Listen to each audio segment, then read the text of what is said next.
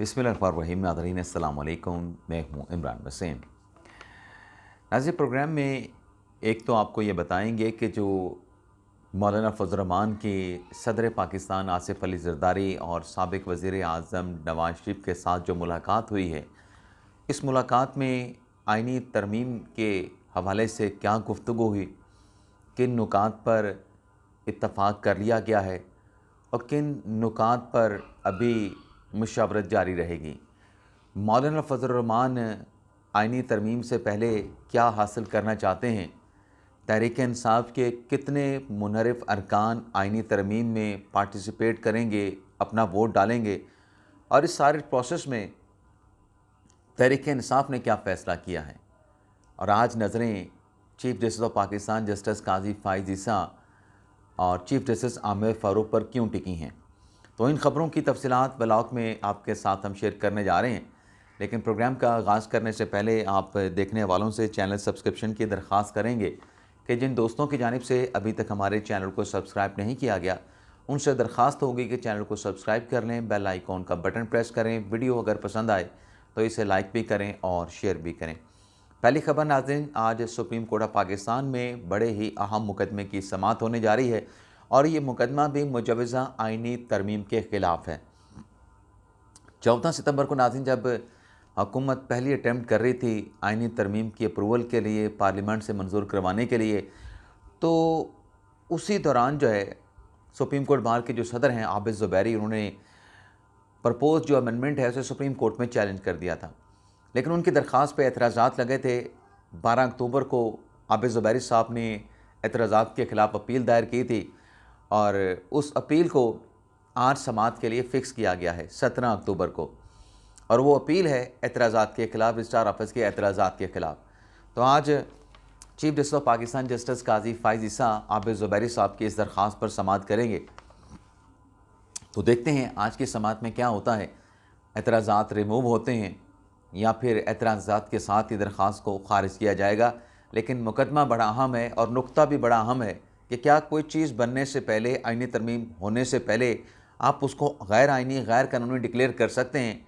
यानी एक चीज़ है ही नहीं, फ़िज़िकली तौर पे मौजूद ही नहीं किसी की बुक की सूरत में, कोई पेपर बुक की सूरत में, तो कैसे आप उसको आइनी करार दें। तो आज बड़े सख्त सवालात का हो सकता है कि आबिद ज़ुबैरी साहब को सामना करना पड़े।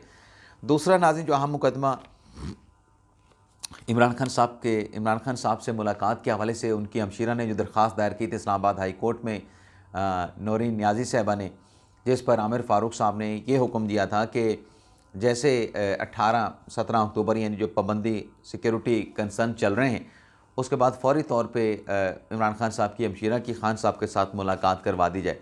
लेकिन उस दौरान आमिर फ़ारूक साहब ने इमरान खान साहब के मेडिकल चेकअप का और तमाम उनको जो सहूलियात हैं वो भी उसकी फ़रहमी जारी रखने का भी हुक्म दिया था। तो इस्लामाबाद हाई कोर्ट में आज आमिर फ़ारूक साहब इस केस की समाअत भी करेंगे, इमरान खान साहब की हमशीरा की दरख्वास्त पर समाअत करेंगे। तहरीक इंसाफ के उम्मीदवार इस्लामाबाद से अली बुखारी की जो सेक्शन 151 इलेक्शन एक्ट में तरमीम की गई है कि इलेक्शन ट्रिब्यूनल में रिटायर्ड जज भी आ सकते हैं, उस दरख्वास्त पर भी समाअत होगी। महरंग बलोच की दरख्वास्त पर भी इस्लामाबाद हाई कोर्ट में समाअत की जाएगी।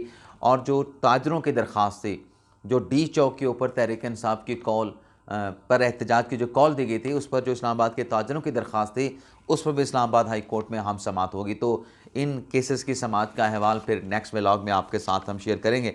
अब आ जाते हैं नाज़रीन, जो मुलाकात हुई है जाती उम्रा में, मौलाना फजल रहमान साहब कराची से लाहौर पहुँचे और आसिफ अली ज़रदारी साहब इस्लामाबाद से पहुँचे लाहौर, और बिलावल भुट्टो ज़रदारी साहब भी आसिफ अली ज़रदारी के साथ जो है वो जाती उम्रा पहुँचे। वहाँ पे जैसे वेलकम किया गया वो वीडियो आपने देख ली होगी। लेकिन इस मुलाकात में अब बात क्या हुई, जो एक्चुअल बात है।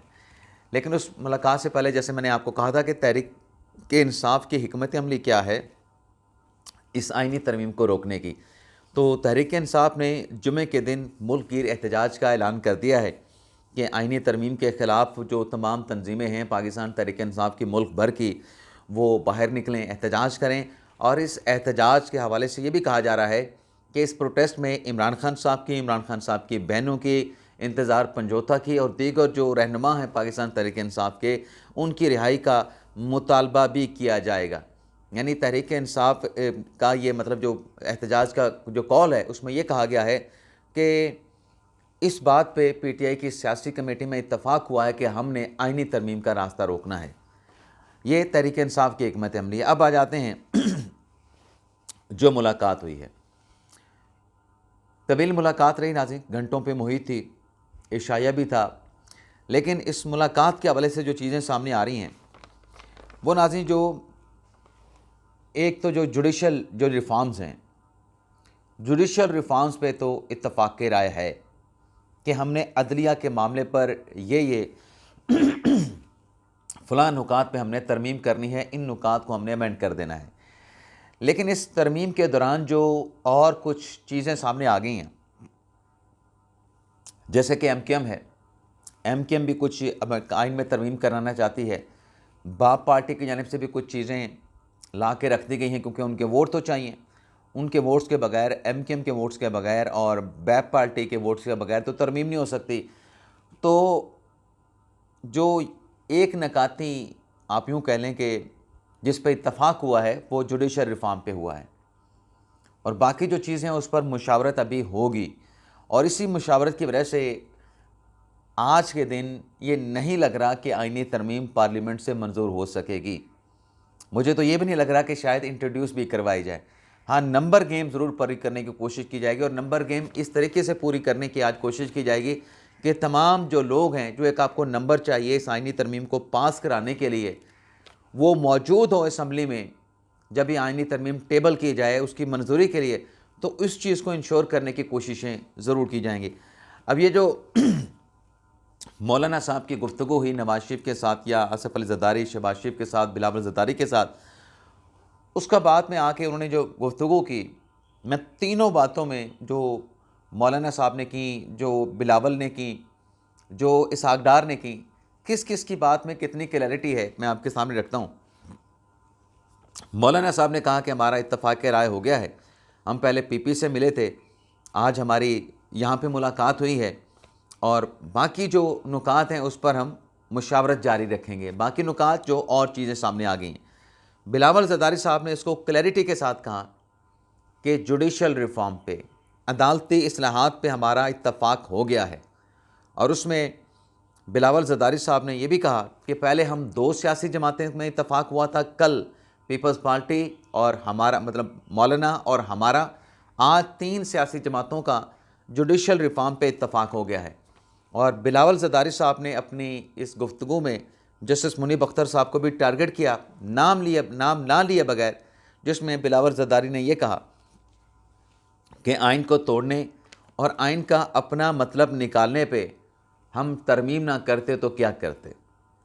इसहाक डार साहब ने भी यही बात की कि जुडिशल रिफॉर्म पे इत्तफाक हो गया, लेकिन कुछ नुकात हैं जिन पर मुशावरत करनी है, और वो जो मुशावरत जिन नुकात पे हम करेंगे उस पर 1 से 2 दिन में पेशरफ्त हो जाएगी।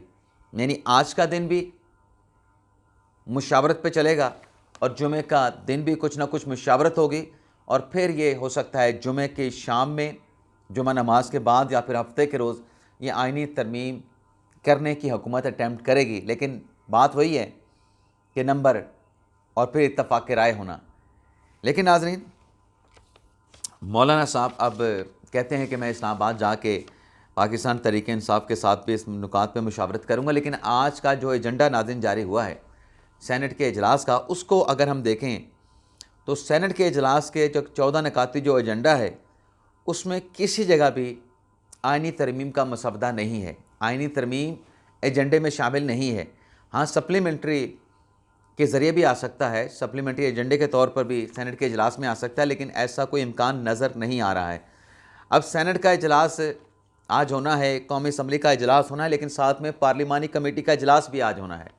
यानी जिन चीज़ों पर मुशावरत की बात की गई वो पार्लिमानी कमेटी में उन पर मुशावरत होगी खुर्शीद शाह साहब की सरबराही में। लेकिन जो काबीना का इजलास है नाज़रीन, जो काबीना का इजलास है जो कि आज होना था 1:30 बजे, उसको मनसूख कर दिया गया है। वैसे नाज़रीन, हमारे कुछ दोस्तों की ये भी राय भी है, उनकी खबर भी है कि ये कुछ जो मर्ज़ी कर लें, मतलब ये जो पीपल्स पार्टी और जो जनाब अपने मुस्लिम लीग नवाज़ वाले कर रहे हैं, जो मर्ज़ी कर लें, इनसे आईनी तरमीम होनी नहीं है, क्योंकि उसमें यह कहा जा रहा है कि नून लीग और पीपल्स पार्टी के अपने कोई 1.5 दर्जन 2 दर्जन के करीब अरकान हैं जो आईनी तरमीम में वोट नहीं करेंगे।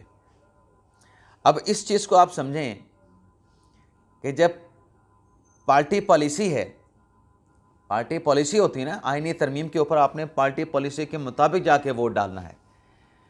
तो अगर तहरीक इंसाफ के वोट डालें, अरकान इस आईनी तरमीम में वोट डालें, वो तो गद्दारी है।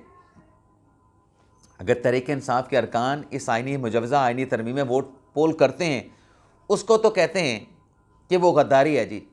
वो लोग इधर से उधर बिक गए, वो जो हॉर्स ट्रेडिंग हो गई, वो जो पैसे लग गए। अब ये जो जिन 1.5 दर्जन अरकान या 2 दर्जन अरकान से मुतल्लिक दावा किया जा रहा है कि वो पीपल्स पार्टी से हैं, नून लीग से हैं और वो आईनी तरमीम को सपोर्ट नहीं करते, तो जब पार्टी की डायरेक्शन आएगी ये वोट नहीं करेंगे, तो इनकी फिर जय जयकार और फिर बल्ले बल्ले क्यों कर रहे हैं? फिर स्टांस तो एक रखें ना, स्टांस तो एक रखें।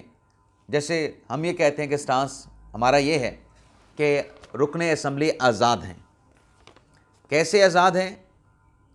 पार्टी से हैं, पार्टी से ताल्लुक़ है, पार्टी में शामिल हैं, पार्टी के डायरेक्शन के पाबंद हैं, लेकिन वो भेड़ बकरियां नहीं हैं।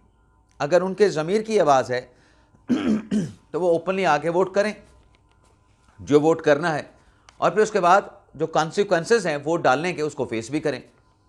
यही मंशा है। हम बरतानिया की, कनाडा की, अमेरिका के कल्चर की, कानून की, उनके मामलात के हम मिसालें पेश करते हैं, तो वहाँ पे यही कानून है कि अरकान जो है वो अपनी राय में, अपने वोट में आज़ाद हैं। अगर वो वोट देते हैं पार्टी के ख़िलाफ़ देते हैं, तो इन कई ममालिक की जिन्हें हम मिसालें देते हैं वहाँ पर तो उसके ऊपर कार्रवाई भी नहीं होती, उसके ऊपर कार्रवाई भी नहीं होती। बरतानिया में वो जो सईदा वारसी हैं उन्हें आज़ाद सिर्फ डिक्लेयर किया गया, पार्टी से नहीं निकाला गया, सिर्फ प्राइम मिनिस्टर के ख़िलाफ़ तकरीर करने पे। लेकिन बहरहाल अब मेरे ख्याल में चीज़ें फाइनल राउंड की तरफ जा रही हैं, तो बहुत सारी चीज़ें क्लियर हो जाएंगी। इसके अलावा नाज़रीन ये इतलात भी आ रही हैं कि इस आईनी तरमीम में जो हमारे दोस्त हैं अपने तारिक अजीज़ साहब सीनियर सहाफ़ी हैं, उनका एक तो ये दावा है कि आज सेनेट से ये तरमीम पास करवा ली जाएगी। ये उनका एनालिसिस भी हो सकता है उनकी खबर भी हो सकती है, लेकिन मुझे हालात ऐसे नहीं लग रहे।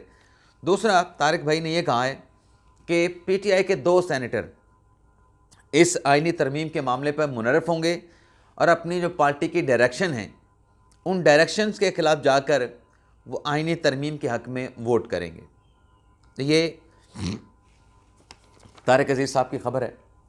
अब नाज़रीन एक और ख़बर भी है, और वो ख़बर नाज़रीन ये है कि साबिक़ सदर जनाब आरिफ अलवी साहब 5 साल तक सदर रहे, 90 दिनों में इंतखाबात की डेट नहीं दी और अगस्त की डेट गुजार दी, सितंबर की गालिबन या नवंबर की डेट बनती थी वो गुजार दी। फिर उनका अपना टेन्योर भी पूरा हो गया। जब इलेक्शन हो गए, जैसे भी हो गए, काजी फैसल साहब की डायरेक्शन पे हुए 8 फरवरी 2024 को, और फिर उसके बाद घर चले गए। आसिफ अली ज़रदारी साहब सदर पाकिस्तान बन गए।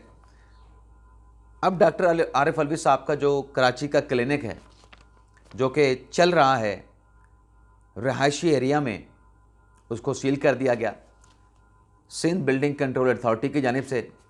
उस पर फिर ये चले गए सिंध हाई कोर्ट में।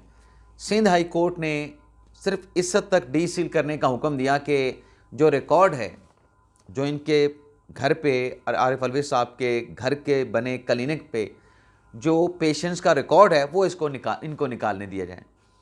तो फिर अदालती हुक्म पे आरिफ अलवी साहब को जो क्लिनिक है, डेंटल क्लिनिक है, उसको डी सील किया गया, और जो मरीज़ों का रिकॉर्ड है वो निकालने के बाद दोबारा से जो क्लिनिक था उसको सील कर दिया गया। तो ये नाज़रीन आज का हमारा ब्लॉग। आपसे इजाज़त चाहते हैं। अल्लाह ताला हम सब काम में नासर अपनी दुआ में याद रखिएगा। अल्लाह हाफ़िज़।